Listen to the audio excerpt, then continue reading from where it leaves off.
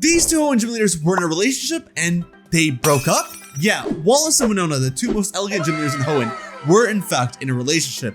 And it wasn't really smooth sailing or a gentle breeze either. They have quite the history together, and their romantic relationship doesn't end at a breakup, as it's brought up throughout the manga series and plays a part until the very end, all thanks to the help of our dual protagonists, Ruby and Sapphire. But first, let's quickly touch on these two characters within the games, as that's where most of you know them from. Winonna is Fortree City's flying type gym leader, traditionally the 6th gym leader that you face in hoenn, and Wallace is Topless City's water type gym leader, traditionally the 8th gym leader of hoenn, if you're playing Ruby Sapphire the remakes. Otherwise, he's the champion of the hoenn region in Emerald. So in terms of proximity, Wallace and Winonna are very close to each other. The only thing that stands between them are these two kids. And as I mentioned earlier, they're both incredibly elegant and majestic in their demeanor and appearance, so it's easy to see how the two would vibe well in a relationship together. Hell, pixel art Winonna was so elegant that she won my heart as a kid, so I can't blame Wallace. But was there any signs of them being in a relationship in the games or the anime? The answer is no. Although they were romantically involved in the manga, as far as I can tell, Winonna and Wallace don't even interact with each other in the games or the anime. Wallace actually doesn't show up to the Diamond and Pearl anime, so there is no chance of them getting with Winonna there. And in the games, the gym leaders are so isolated from each other in terms of interaction and dialogue that it makes sense that there's nothing going on between the two of them. However, the manga is completely different. Each of the 10 gym leaders of hoenn, Peyton, Liza, and One included, have major roles throughout the story and aren't just there for the gym battles, but they're there throughout the manga, and when the hoenn crisis takes place with Groudon Kyogre, all of the gym leaders are present together. So immediately, the manga sets up a lot more possibility for interaction between gym leaders, and thus a lot more room for relationships between characters to grow, which of course in some instances can turn romantic. But for Wallace and Winonna, the story is a bit different. Their relationship has already developed. Let's start off with the introduction of the two. Winonna is the first of the two who's introduced to us in the story, and she's seen immediately following the battle between Ruby and his father, Norman's crazy fight where he almost smacked him into oblivion. Literally.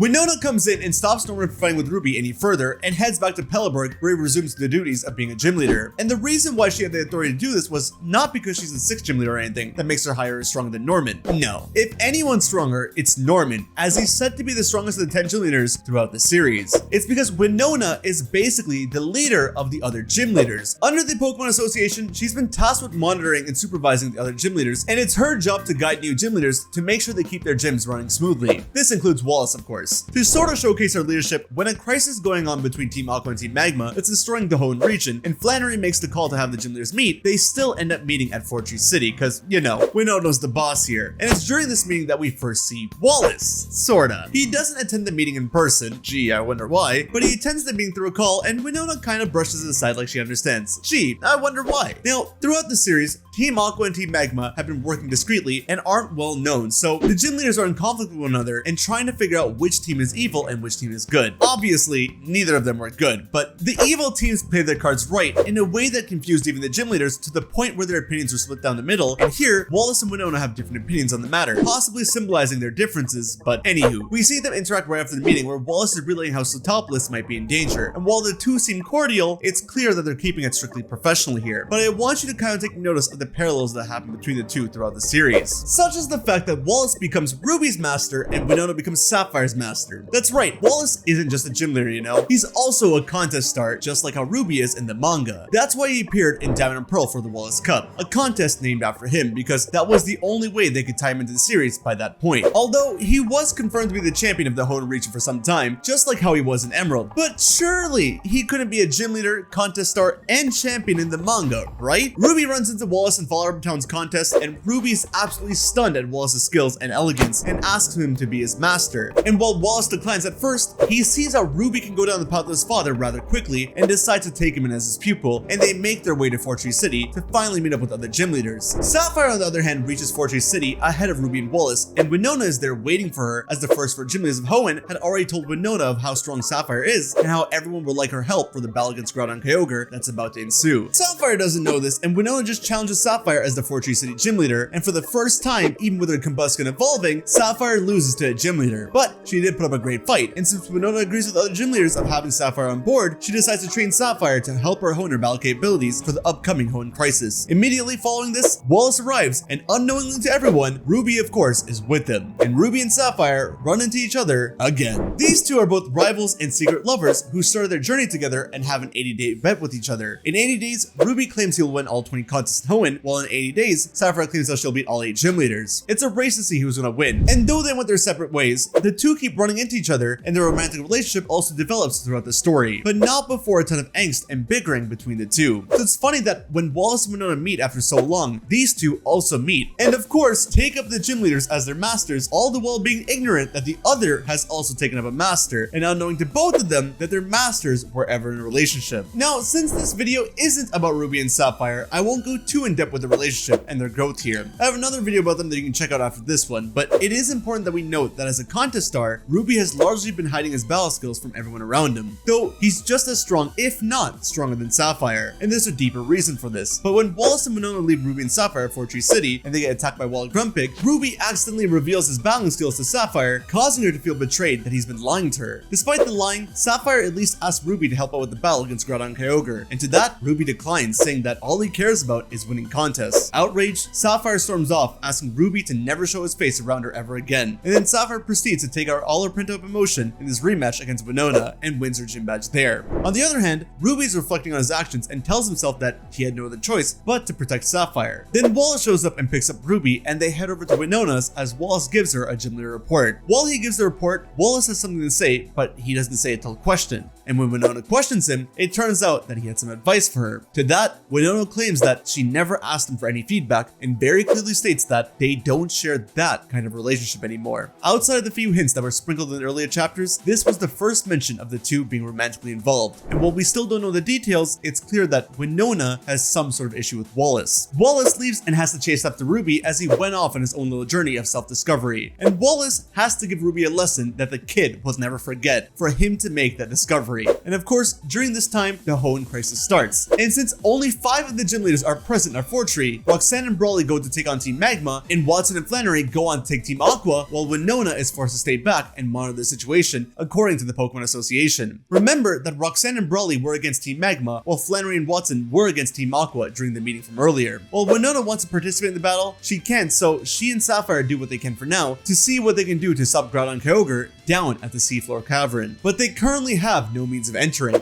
Meanwhile, Wallace's verbal beatdown paid off and helped Ruby's self-discovery, and Ruby is now ready to fight and partake in the Hoenn crisis. So he asks Wallace to take them to Sapphire and Winonna. When Ruby and Wallace arrive, Ruby states that he knows how to get to Seafloor Cavern, and it's by using Relicanth. To this, Winonna claims that's absurd, but both Sapphire and Wallace back up Ruby here, while Ruby cheekily plays with the situation so that he can go down with Sapphire alone, which unknowingly to him gives Wallace and Winonna some time alone too. Once Ruby and Sapphire head down to stop Groudon Kyogre, the Pokemon Association sets up their hot air balloon to monitor the situation, allowing Winonna to now partake in the battle. Wallace heads off to support Roxanne and Brawly against Team Magma, while Winonna goes to support Flannery and Watson against Team Aqua. While Wallace is fighting Team Magma, Steven finally shows up alongside the Elite Four, and here it's revealed that the cape that Wallace wears as a champion is actually known as the Champion's Cape, which Steven passed along to Wallace, stating that he's only giving it back to the rightful owner. It's then revealed that Wallace was in the position to become champion after being the Elite Four, and though he was offered the position, he actually turned it down. He claimed that he wanted to follow his master's footsteps and become the gym leader of Sootopolis City, as that was his dream, and that one can't be the gym leader and champion at the same time. And while Wallace also claims that it's because he's not better than Steven and that they're not equals, Steven calls him out and says that the main reason why Wallace wanted to become the gym leader is because Winonna became the gym leader of Fortree City around the same time, and Wallace wanted to become a gym leader to stay near her, which he actually admits to this. Yeah, our boy is not only a gym leader, not only the champion, not only a contest star, but he's also a simp.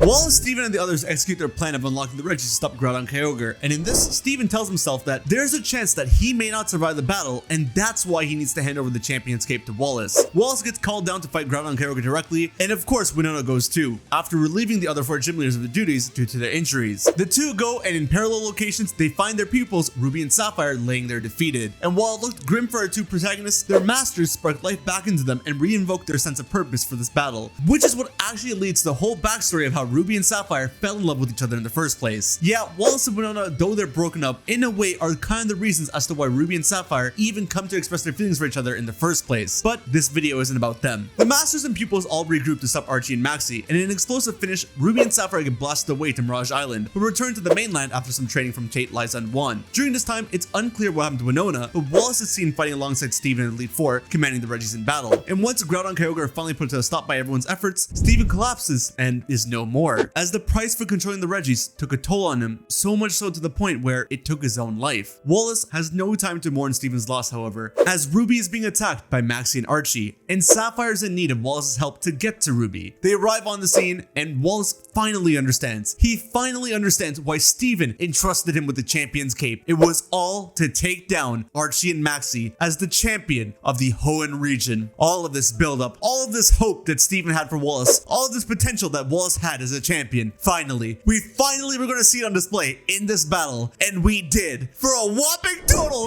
of 3 freaking pages. 3 pages! And then Archie and Maxie pulled the biggest blackmail possible. They got Winonna by the grip of a tentacruel. I get it. I would understand this. I get it, Wallace. I'm sorry, man. Wallace has no choice but to surrender. He backs off, and Maxie and Archie take him down as well. And even though after all that build-up, he's down for the rest of the fight, along with many other notable trainers, he does help Ruby in the fight in a massive way. And this aspect of the story was a very heartfelt one that we'll have to cover in a different video. But that help from Wallace does lead to Ruby and Sapphire to take down Archie and Maxie. And thanks to one crazy Deus Ex Machina, by the end of the series, everyone that went down came back alive. And we see Winonna there with Wallace in what looks to be in a more supportive and endearing way. Could it be? Could they finally be back together again? Well, that's pretty much the last you see of them in Ruby and Sapphire. But we do see them again in Emerald. It's only for a brief period of time, but Winonna and Sapphire are there together at a wedding, and Ruby and Wallace are there at the same wedding. Sapphire teases Winonna, saying that she bets Winonna's thinking about her own wedding, and Winonna says that she's not sure because relationships can be difficult. Sapphire contests by saying that how romantic it is that Wallace gave the title of champion just to be around her, and to that, Winonna states that it's difficult having someone so much more skilled than her be around her all the time, as she feels judged all the time. But that being said, she did fall in love with him. And though Winonna flips the switch onto Sapphire about her and Ruby,